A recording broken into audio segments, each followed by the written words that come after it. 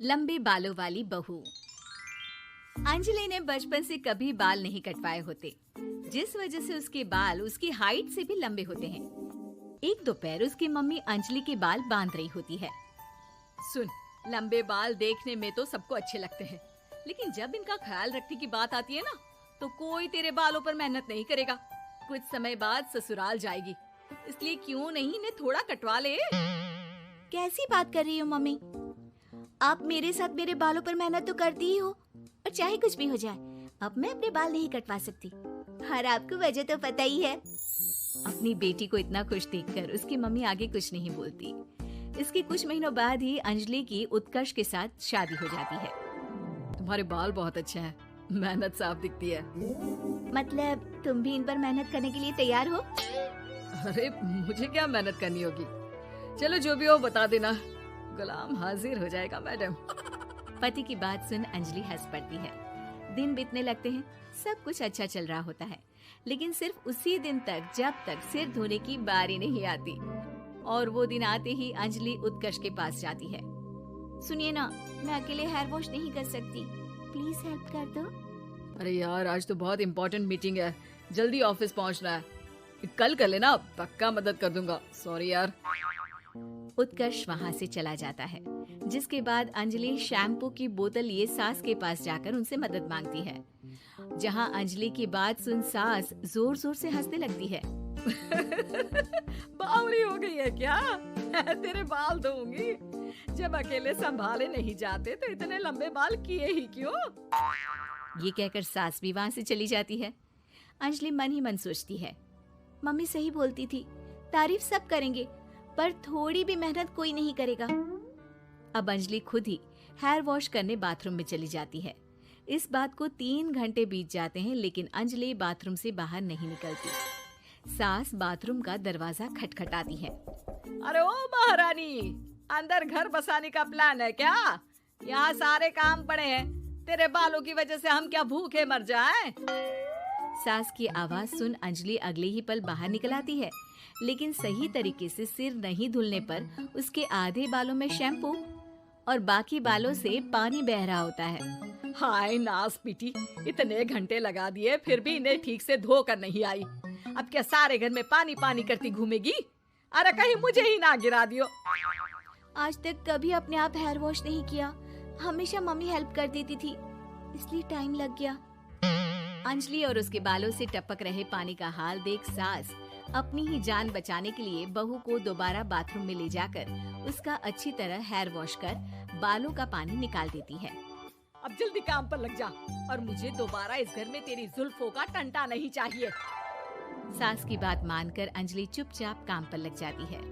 इसी तरह दिन बीतने लगते हैं, जिसमें अब अंजलि हेयर वॉश के लिए आधे दिन का समय लेकर अपने घर आने लगती है।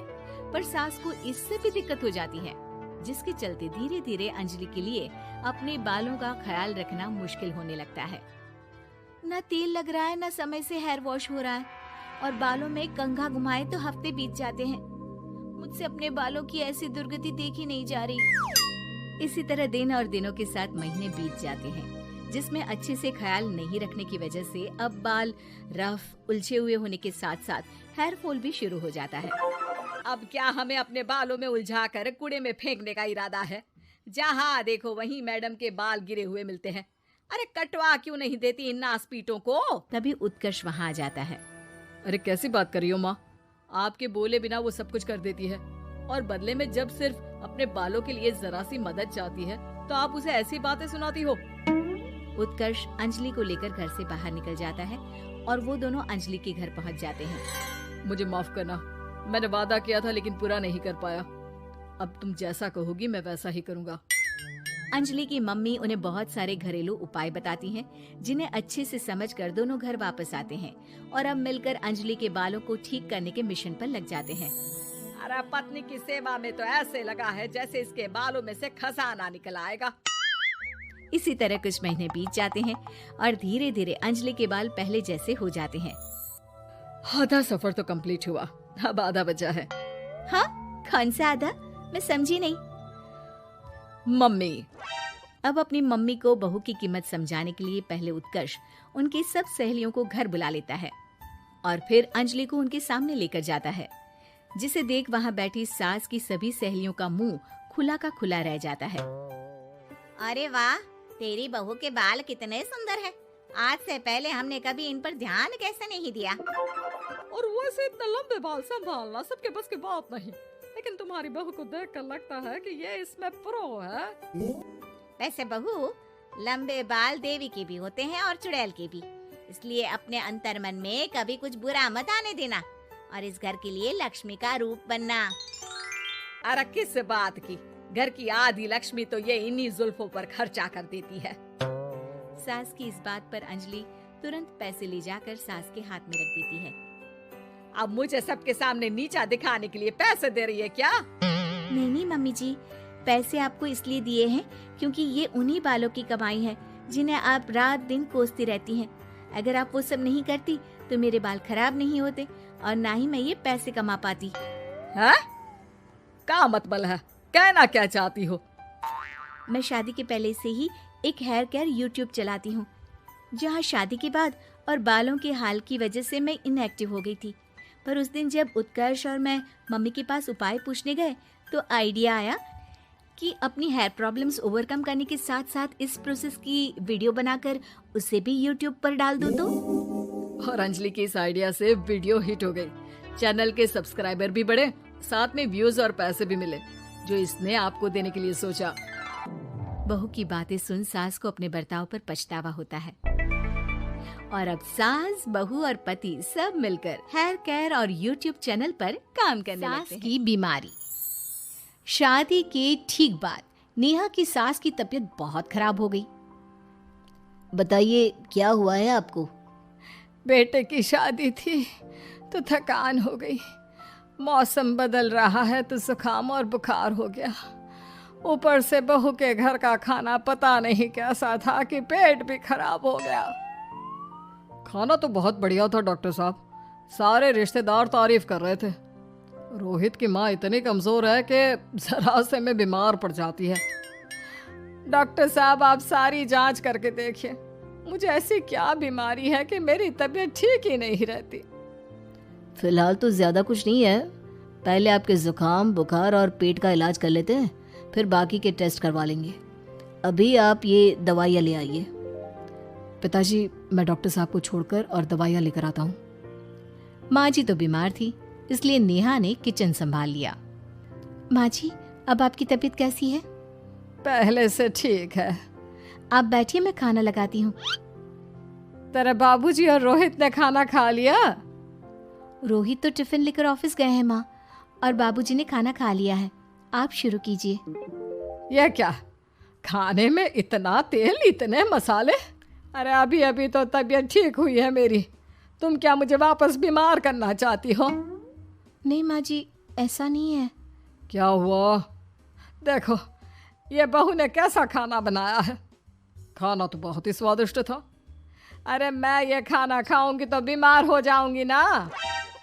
ओह हाँ, बहू को अभी पता नहीं ना तुम्हारे बारे में, रोहित समझा देगा उसे। देख बहू, अच्छे से समझ लेना कि इस घर में कैसा खाना बनता है। हाँ माँ जी, मैं समझ लूंगी, लेकिन अभी आप कुछ तो खा लो। ये खाना खा लूंगी तो कल का खाना खाने के लिए बचूंगी भी नहीं।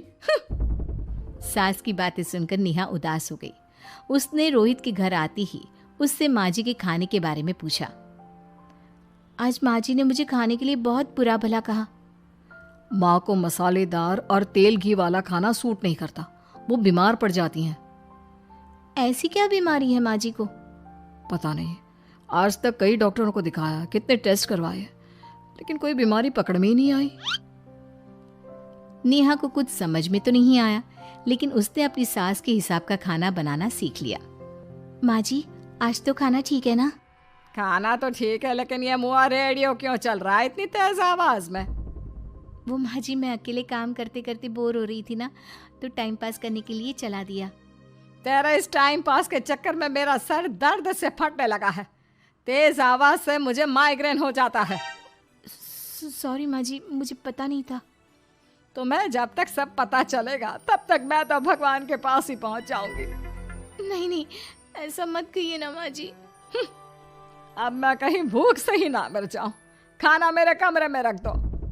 बेचारी नेहा, उस दिन उसे बहुत दुख हुआ। नेहा, तुम रो क्यों रही हो? आज माँ जी ने मुझे बहुत बुरा भला कहा। मैं तो सिर्फ रेडियो सुन रही थी। ओहो, तुम माँ की बातों का बुरा मत मानो। उन्हें तेज आवाज से सर दर्द होने लगता है। दर्द की वजह से बोल दिया होगा कुछ। लेकिन मुझे तो ये सब पता ही नहीं था ना। इसीलिए बाबूजी ने मुझे पहले ही फोन करके सब कुछ बता दिया, और मैं तुम्हारे लिए ये हेडफोन लाया हूँ। अब तुम अपने गाने भी सुन सकती हो और माँ को परेशानी भी नहीं होगी। ये सिर्फ एक बात का हाल है, लेकिन माँ को तो हर चीज से परेशानी है। अब क्या कर सकते हैं, माँ बीमार ही इतनी रहती है। लेकिन माँ को ऐसी कौन सी बीमारी है? तुम्हें बताया तो था, किसी भी डॉक्टर को माँ की बीमारी समझ में नहीं आ रही। अब तुम भी ये सब सोचना छोड़ दो, ये हेडफोन लो और अपने पसंद के गाने सुनो। रोहित के गिफ्ट से नेहा की एक परेशानी तो दूर हो गई, लेकिन उसके मन में कई सवाल खड़े हो गए। आज मैं देर से उठाऊं या तुम जल्दी उठ गई? वो माँ जी को कल रात भर सर दर्द हुआ ना, तो जल्दी उठकर उनकी जगह मैंने पूजा कर दी। अरे वाह, आछ, आछ। हे भगवान, ये किसकी करामत है? ये तो माँ जी की आवाज है। चलो चल के देखते हैं। क्या हुआ माँ? आछ, ये घर में गुलाब कौन लाया? मुझे नहीं पता, मैं तो अभी उठाऊं। माँ जी, आप कल रात भर सो नहीं पाई, तो मैंने जल्दी उठकर पूजा पाठ किया। घर में फूल नहीं थे ना, तो मैं बाजार से गुलाब के फूल ले आई। नेहा, माँ को गुलाब के फूल की एलर्जी है। अब मुझे ये कैसे पता होगा? अच्छा, तुझे कुछ पता नहीं तो तू वही काम क्यों करती है जिससे मेरी तबीयत खराब हो जाए? रोहित के बाबूजी, ये बहू मेरी जान लेना चाहती है। माँ जी, मुझे ऐसा करके क्या मिलेगा? वो तो तुझे ही पता, लेकिन कुछ तो है। रोहित की माँ, बस करो। बेचारी बहू को कुछ पता ही नहीं है, बस इसलिए उससे गलती हो जाती है। जाओ तुम कमरे में। बहू, तुम रोहित की माँ का बुरा मत मानो। वो अपनी बीमारियों से इतनी परेशान है कि उल्टा सीधा बोल देती है। नहीं नहीं बाबूजी, मुझे बुरा नहीं लग रहा, मुझे चिंता हो रही है माँ जी की बीमारी की।